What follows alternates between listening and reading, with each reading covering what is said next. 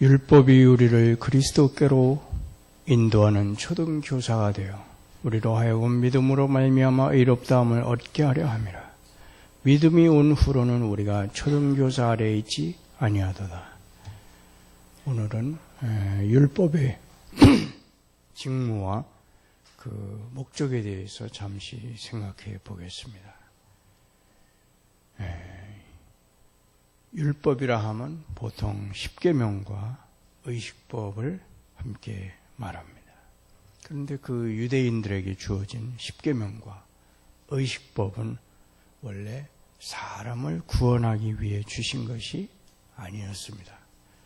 영혼의 구속을 이루는 것이 의식법 자체의 목적이 아니었습니다.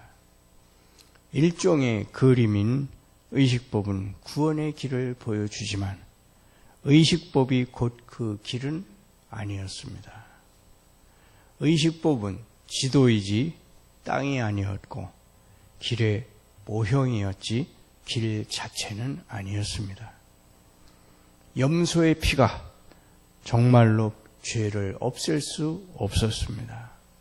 이런 제사와 제물은 때가 되면 참 제사장이 드릴 위대한 제사를 예표하는 것에 지나지 않았습니다. 잡아 죽인 희생물이나 예배자들이 드리는 예식에 본래 어떤 덕이 있는 것이 아니었습니다. 이 신성한 의식은 때가 차면 예수 그리스도께서 드릴 참된 제사를 사람들의 마음에 생생하게 그려주기 위한 것이었습니다. 옛날에 중대한 의식법은 장차 올 좋은 것의 그림자이자 영적인 복의 실체를 담은 것은 아니었습니다. 시내산에서 선포된 십계명이라는 도덕법은 죄인들이 그로 말미암아 구원받게 할 목적으로 주신 것이 결코 아니었습니다. 하나님께서는 율법을 구원의 길로서 주려고 하시지 않았습니다. 오래전에 하나님께서는 그의 종 아브라함에게 은혜 언약과 믿음의 길을 계시하셨습니다. 따라서 율법을 주신 것은 이 옛 언약을 무효화시키기 위한 것이 아니었습니다. 아브라함으로부터 몇백 년 후에 율법이 주어졌는데 아브라함은 그 율법을 지킴으로 구원을 받았다고 한 것이 아니라 히브리서 11장 믿음장에 보면 아브라함은 믿음으로 말미암아 구원을 받았다고 성경은 말씀합니다. 율법을 주신 것은 이 옛 언약, 곧 믿음으로 말미암은 그 언약을, 은혜의 언약을 무효화시키기 위한 것이 아니었습니다. 율법은 전혀 다른 목적으로 주신 것입니다. 율법은 그리스도께서 오시기 전까지 우리에게 교사로 주신 것입니다. 곧 성년에 이를 때까지 보호를 받을 필요가 있는 미성년 시기에 세상의 교사로 보내신 것입니다. 우리는 여기서 율법에 대해서 세 부분으로 나뉘어서 생각해 보고자 합니다. 첫 번째 대지는 율법의 직무이고, 두 번째로는 율법의 목적이고, 세 번째는 그 직무의 종료입니다. 이제 첫 번째 대지로 율법의 직무에 대해서 살펴보겠습니다. 율법의 직무는 초등교사가 되는 것입니다. 우리 예전 개혁성경에는 이것을 몽학선생이라고 표현을 했습니다. 몽학이라고 하는 것은 깨우칠 몽자, 학문문자, 우리를 깨우치는 선생이라는 뜻에서 몽학선생이라고 번역을 했는데 이번 개혁 개정판에서는 그것을 초등교사라고 표현을 했습니다. 그런데 바울은 교사에 대해서 이야기하는데 이는 학교에서 가르치는 사람이 아니었습니다. 일반적으로는 노예인데 아이들을 학교에 데려가고 아이들을 돌보고 학교에서나 밖에서나 항상 그들의 감독자로 일하게 되어 있는 사람이었습니다. 로마의 귀족들이 가족의 노예 가운데 신뢰할 만한 노예를 택해서 그들의 자녀들을 감독하고 보호하도록 하는 것은 아주 흔하고 관습적인 일이었습니다. 그 아이들은 전적으로 이 노예의 감독하에 있었고 그렇게 훈육을 받았습니다. 이 교사들은 매우 엄했습니다. 그래서 아이들은 동정심이라고는 전혀 없고 형벌로 무장한 교사 아래에 있게 되었습니다. 초등교사라는 말에는 바울의 이 생각이 들어있는데 그는 이 단어를 써서 율법이 그리스도께서 오시기까지 우리의 교사, 감시인, 지배자, 가정교사였다고 말합니다. 그러면 교사로서 율법이 하는 일은 무엇입니까? 첫째로 율법이 하는 일은 우리에게 하나님께 대한 의무를 가르치는 것입니다. 십계명의 율법을 읽어보고 그 교훈을 연구해 보십시오. 여러분은 10마디의 짧은 그 명령에서 모든 도덕적 미덕들, 곧 하나님께 대한 여러분의 책임과 다른 사람들에 대한 여러분의 관계가 모두 망라되어 있는 것을 발견하게 될 것입니다. 십계명은 도덕들이 놀랍게 응축되어 있는 교훈입니다. 모든 공정한 법령과 규칙의 핵심이 거기에 있습니다. 하나님의 율법은 전 본성을 감시하며 마음 구석구석에 숨어있는 악을 드러냅니다. 단지 죄를 상상만 해도 죄가 있다고 규정합니다. 우리가 죄에 대한 생각을 거부하고 그것을 실행에 옮기지 않을지라도 그렇게 죄를 생각하는 것 자체가 우리 마음에 얼룩을 남기고 지극히 거룩하신 하나님 앞에서 우리를 불결한 자로 만듭니다. 이것이 율법의 첫 번째 행위들 가운데 하나입니다. 즉 율법이 우리에게 얼마나 흠없는 정결을 요구하는지 보여주고 또 유일하게 그 요구를 충족할 수 있는 비길 데 없는 완전함을 계시합니다. 그러나 유대인들의 잘못된 점은 바로 그 십계명의 겉으로 드러난 결과만을 보고 판단하는 것이었습니다. 그래서 살인하지 말라 했으면 자기가 다른 사람을 죽이지 않았으면 당연히 살인하지 않았다고 그 계명을 지켰다고 유대인들은 생각했습니다. 그러나 예수님은 말씀하시기를 살인하지 말라는 것은 단지 사람을 미워하고 마음속으로 벌써 미워하고 살인하는 그러한 마음이 있으면 벌써 그것은 계명을 범한 것이라고 말씀해 주셨습니다. 두 번째로 율법은 우리에게 죄의 많음을 보여줌으로써 초등교사로서 행동합니다. 율법은 우리의 콧대를 꺾습니다. 율법은 이렇게 말합니다. 이 교훈을 보라. 너는 이 교훈을 지키지 않았다. 그리고 네가 이 교훈을 잊어버린 것 같은데 이 교훈을 생각해 봐라. 또 율법은 말합니다. 네가 스스로 거룩하다고 말하는데 네가 하나님을 마음과 뜻과 힘을 다하여 사랑했는가? 그때 이 엄한 교사의 절친한 친구인 양심이 말합니다. 사실 나는 그런 일은 아무것도 하지 않았어. 그러면 죄에 대한 가책이 영혼을 찌르고 마음에 슬픔이 가득 차게 됩니다. 이것은 내가 죄인이라는 것을 느끼게 만듭니다. 그 외에 다른 어떤 방법으로도 그리스도께 갈 수가 없습니다. 그리스도께서 죄인들을 위하여 죽으셨습니다. 우리가 죄인이 아니라면 그리스도의 죽으심에 우리가 무슨 관계가 있겠습니까?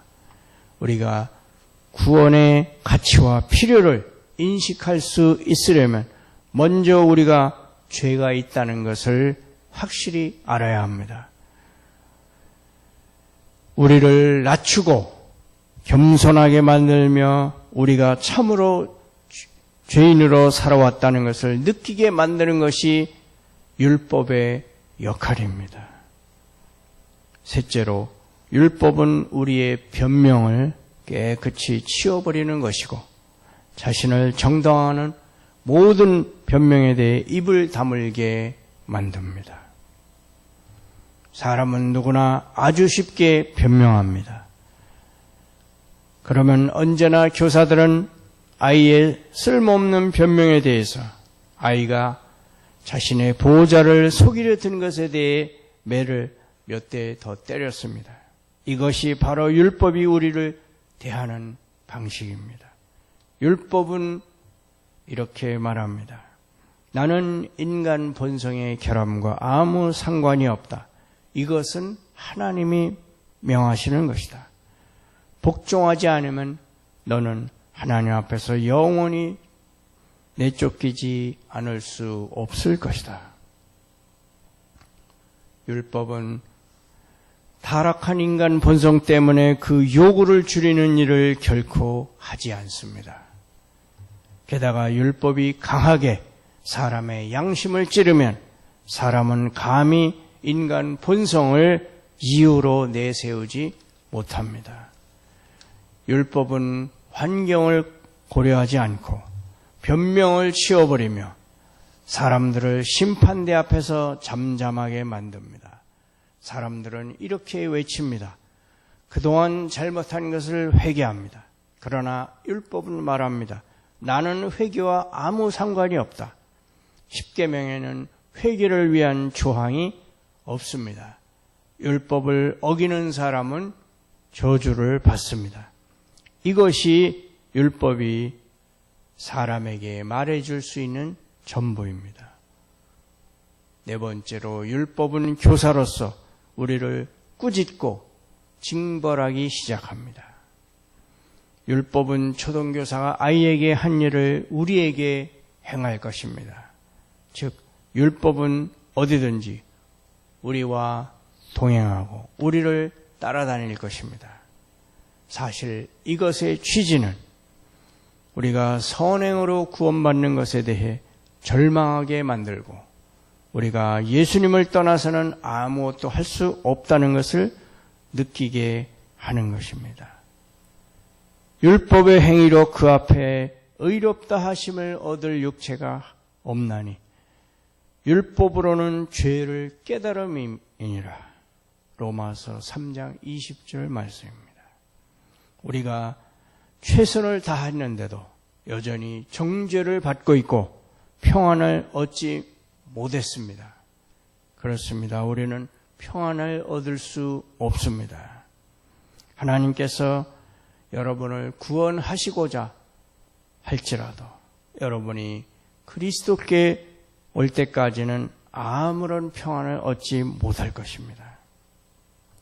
하나님께서 구원하시려고 하지 않는 사람은 흔히 율법 없이 지내면서 이 세상에서 원하는 대로 마음껏 자기 몫을 즐깁니다. 그런 사람을 염려하는 것이 무슨 소용이 있겠습니까? 그가 이 세상에서 평안을 누리는 것은 당연한 일일 것입니다. 그는 천국에서 주님의 얼굴을 결코 보지 못할 것이기 때문입니다. 그러나 하나님의 택하신 자들은 매맞는 것을 느끼게 되고 매를 아주 심하게 맞아서 낙심이 되며 자기에 대한 신뢰를 버리고 자기 행위가 아니라 더 나은 방법으로 구원을 찾기 위해 예수님께로 돌이키게 됩니다. 율법은 우리를 채찍질하여 그리스도에게로 가게 만드는 초등교사입니다. 이 교사는 우리가 진심으로 자기에 대해 실망하고 우리의 소망과 신뢰를 찾아 다른 어떤 원천을 볼 때까지 우리를 심하게 때립니다. 두 번째 대지로 율법의 목적에 대해서 생각해 보겠습니다. 율법은 사람을 절망에 이르도록 하기 위해 주신 것이 아닙니다. 율법은 사람이 자신에 대해 절망하기 위해 주신 것입니다. 이 두 문장은 결코 같은 것이 아닙니다. 율법은 사람을 절망에 이르도록 하기 위해 주신 것이 아닙니다. 율법은 자신에 대해 절망하기 위해 주신 것입니다. 그것은 복음을 환호하여 맞이하게 하는 절망입니다. 그러나 우리가 완전한 절망에 빠져버리고 만다면 그것은 전혀 다른 문제입니다. 율법은 말합니다. 너는 나로 인해 구원받을 것이라는 소망을 품지 마라. 나는 채찍질하여 너에게서 소망을 쫓아내버릴 것이다. 그러나 사람은 다음과 같이 말하도록 하는 것이 율법의 목적은 아닙니다. 내가 내 행위로 구원받을 수 없다면 내가 구원받을 수 있는 소망은 전혀 없구나. 이것이 아닙니다. 그렇지 않습니다. 율법이 그렇게 하는 것은 여러분이 내가 어떻게 하여야 구원을 얻으리까? 라고 말하게 하는 것입니다. 그래서 주 예수를 믿으라. 그리하면 내가 구원을 받으리라는 답을 얻게 하려는 것입니다. 율법의 목적은 이것입니다. 여러분이 구원을 하나님의 값없는 선물로 받아들이도록 하는 것입니다. 즉 여러분이 서서 자신이 죄인인 것을 인정하고 영원하신 하나님 아버지의 무한하신 은혜를 따라서 값없이 주시는 충만하고 완전한 사죄를 받아들이게 하는 것입니다. 율법은 여러분이 언제나 은혜로 말미암는 구원을 굳게 붙들도록 하기 위해서 주신 것입니다.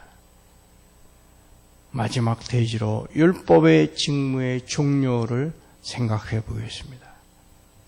본문은 믿음이 온 후로는 우리가 초등교사 아래에 있지 아니하도다 라고 말합니다. 우리가 예수님을 믿게 되면 이 교사는 더 이상 괴롭히지 않습니다. 그렇습니다. 우리를 괴롭히지 않습니다. 그의 행동에 큰 변화가 생깁니다. 옛날 로마법에는 사람이 25살이 되기 전에는 성년이 되지 못하였습니다. 초등교사는 남자아이가 24살 때까지도 함부로 말하고 권력을 휘두를 수 있었습니다. 그러나 젊은 주인이 성년이 되었을 때는 그의 말투가 완전히 달라졌습니다. 사정이 달라진 것입니다. 그와 같이 사람이 신자가 되면 그는 성년이 된 것이고 따라서 초등교사의 감독은 끝이 납니다. 그는 더 이상 예전의 교사와 감독 아래 있지 않습니다. 하나님 아버지께서 정하신 자유의 시간이 온 것입니다. 그는 더 이상 율법이라는 초등교사 아래 있지 않습니다. 그리스도의 사역이 그때부터 그를 영원히 자유롭게 만들었기 때문입니다. 확실히 사람이 그리스도께서 율법을 성취하셨다고 주장할 때 그 교사가 죽은 것처럼 율법의 직무가 끝난 것입니다. 십계명들이 나에게 호통을 치고 우리는 그 소리를 듣고 두려워 떱니다. 그러나 그리스도께서 십계명을 지키셨습니다. 나를 대신해서 지키셨습니다. 그리스도는 순종의 생활과 죽음의 모든 행동에서 나의 대표자이셨습니다. 그것은 마치 내가 하나님 앞에서 율법을 지킨 것과 같습니다. 그래서 그리스도 안에서 하나님께 받아들여진 자로 서 있습니다. 하나님께서 예수 그리스도를 보실 때 그의 안에서 그의 백성을 보십니다. 그래서 그의 백성은 예수님을 믿었기 때문에 그리스도의 의로 말미암아 의롭다 함을 얻습니다. 요한복음 3장 18절 말씀에 그를 믿는 자는 심판을 받지 아니하는 것이요. 더욱이 우리는 그리스도 안에서 상속자가 될 때 율법으로부터 자유로워집니다. 사람이 그 자리에 이르러서 자신의 신분이 자기에게 달려있지 않고 자기는 그리스도 안에 있는 존재이고 그리스도께서 자기를 대신해서 모든 일을 행하셨고 구원하셨다는 것을 알 때 모든 고발자에게 바울의 말로 대꾸할 수 있습니다. 누가 능히 하나님의 택하신 자들을 고발하리요. 의롭다 하신 이는 하나님이시니 누가 정죄하리요. 여러분 로마서 8장과 9장을 읽어보십시오. 바울 사도가 그리스도의 완전한 구원을 기뻐하고 자랑하였을 때 그의 정신을 알도록 하십시오. 여러분이 자신을 구원하기 위해 무엇인가를 여전히 갖고 있다는 믿음을 다 버리십시오. 여러분은 하나님께서 여러분 속에 행하시는 바를 깨닫기만 하면 된다는 것을 알도록 하십시오. 자기 죄를 고백하고 자기 구원의 희망을 모두 버리고 가면 예수님을 믿는 모든 사람을 위한 생명이 있습니다. 하나님께서 그의 사랑하시는 아들을 믿는 각 영혼에 대해 이렇게 말씀하셨습니다. 그를 믿는 자는 심판을 받지 아니하는 것이라. 그를 믿는 자는 심판을 받지 아니한다고 하십니다. 여러분은 그리스도 예수 안에서 완전합니다. 그리스도 안에서 여러분은 의와 힘을 얻고 그리스도 안에서 심지어 자랑할 수 있습니다. 율법의 교훈 안에서 벗어나 복음의 반석 위에 서십시오. 우리가 무엇보다 기억해야 할 점은 이것입니다. 율법이 순전히 유익을 주기 위해 사람들을 대하는 때에도 예리하고 두렵지만 여러분과 내가 그리스도께로 가지 않고 죽는다면, 그래서 내세 곧 율법이 우리를 형벌하기 위해 공의로 우리를 대할 때에는 훨씬 더 두려운 것이 될 것입니다. 사랑이 달콤하지만 질투심이 타오르면 얼마나 무서워집니까? 하나님은 스스로 질투하시는 하나님이라 말씀하였습니다. 여러분이 시온의 어린 양을 유다지파의 사자로 변하게 만든다면 조심하십시오. 지금은 예수께서 어린 양이지만, 우리를 위하여 죽으신 어린 양이지만, 우리가 죽고 나면 사자이신 예수, 심판자이신 예수를 만나게 될 것입니다. 거절당한 사랑이 여러분을 치는 손으로 변하게 될 것입니다. 십자가의 못에 찔린 손을 벌려 여러분에게 자비의 초대를 보냈는데 이 손을 여러분이 거절한다면 주님은 자기 죄를 고백하는 모든 사람에게 주기 위해 준비하신 완전한 구원을 가져가지 않는다면 여러분은 바로 그 손으로부터 토기장이의 그릇처럼 여러분을 산산조각낼 철장으로 맞는 일을 당하지 않을 수 없습니다. 예수님이 진노하여 여러분을 심판하기 전에 지금 달려가서 그분을 믿고 의지하시기를 축원합니다.